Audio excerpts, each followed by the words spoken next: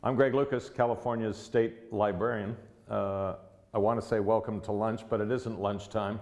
This is one of those things they have on your job statement, the other duties as required, and hopefully it'll be a pleasant one. I have the privilege today of sampling a series of recipes created from the Aunt Sammy cookbooks, which were created during World War II to help America's families make the rationed food that people received, right, to support the war in Europe and in Japan, more palatable. And so Aunt Sammy, right, get it? Aunt Sammy, Uncle Sam, created a series of cookbooks with all kinds of recipes in it, and we're going to try some of them right now.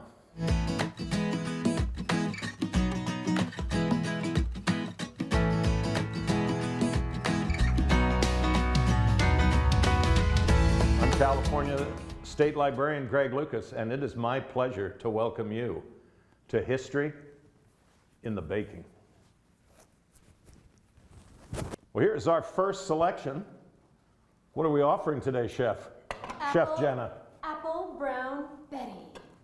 Ooh, doesn't that look inviting? Would you care for some whipped cream? Oh, it's like adjourning a meeting. Whipped cream, always in order.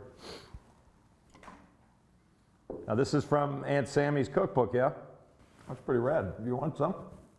This is really good. So it's, tell me more about it. It's apples, breadcrumbs. Apples, breadcrumbs, butter. Really just breadcrumb is the star ingredient. Wow. Here is our second offering in History in the Baking. What have we got today? Breadcrumb Cake.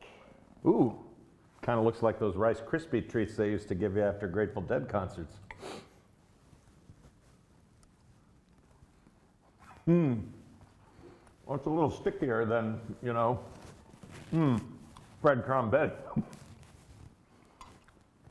But this is good. If you ever want to eat mindfully, this is the dish for you to have. All right, number three. De resistance, the jellied fish salad. Ah, the jellied fish salad, you know.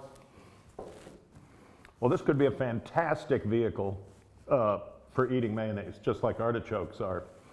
You'll be shocked to know from the name of it that it does, in fact, taste like fish. I think what I forgot to do, and I apologize for all you gastronomes out there, was to give it a little bit of some lemon. Now,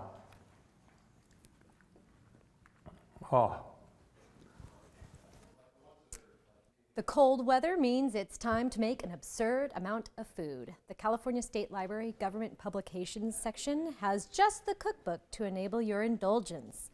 In the 1920s and 30s, the USDA's Bureau of Home Economics broadcast a radio program where Aunt Sammy, Uncle Sam's wife, delivered handy household tips and recipes. The subsequent cookbook, Aunt Sammy's Radio Recipes, was wildly popular, going through multiple editions, including the expanded Aunt Sammy's Radio Recipes Revised. Aunt Sammy offers sample menus grouped for seasonable availability. Wilted dandelion greens appear in April, berries in summer, and Brussels sprouts in fall. Many readers could buy formerly exotic fruit in cans, so some recipes call for pineapple.